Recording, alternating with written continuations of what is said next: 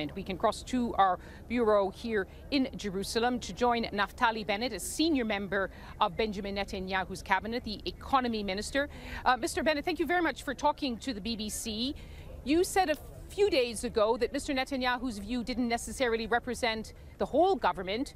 Are you calling for talks with the Palestinians, with other leaders? Mahmoud Abbas, the president of the PA, has to stop inciting. This guy's responsible for the murder, the wave of murder that's going on in the streets of Israel.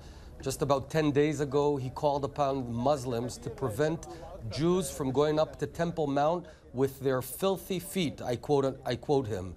So as long as he incites his own people to murder Jews, I don't see what we can talk to him about. Just 2 days ago, he accused Israel with a new blood libel, telling us that there's a young Palestinian who's innocent and dead.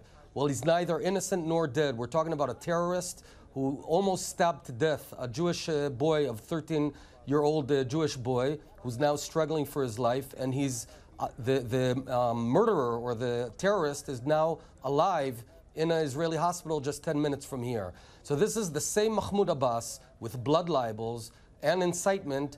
First, he needs to immediately cease his incitement, and then we can talk to him. So in other words, when Secretary of State John Kerry arrives, as we expect in a few days' time, and says you should return to the negotiating table, you will say it's not the time. What is time now is for a very tight, a very tough security response of the kind that we're seeing today.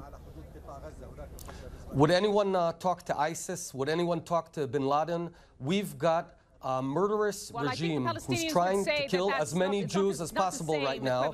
And I think it's exactly the same. I think if you'd have people running around the streets of London, stabbing dozens and hundreds of British citizens, you wouldn't be talking to them. You'd be fighting them and defending yourself, and that's exactly what Israel's doing right now. As you know, the issue of the Temple Mount, the Al-Aqsa Mosque compound, is one of the most sensitive issues. The Palestinians have been saying that Israel is trying to change, as it's called, the status quo, in terms of Palestinians praying at the Al-Aqsa Mosque and Jews allowed to visit but not to pray at the Temple Mount. Is that going to continue, or do you want to see changes in that? There's been absolutely no change. Let me give you the facts. Over the past year, 3.5 million Muslims have visited the Temple Mount, and only 12,000 Jews.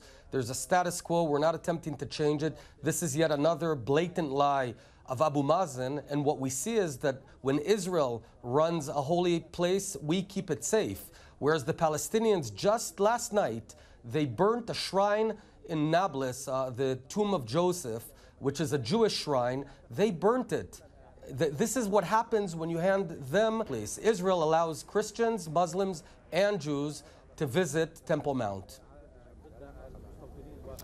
Naftali Bennett, Economy Minister, thank you very much for joining us here on BBC to give us your views on the current tensions in Jerusalem and in other parts. And thank you very much. And as he mentioned, there was an attack on Joseph's tomb in Nablus in the West Bank. Palestinian attackers setting fire to the tomb, mass Palestinian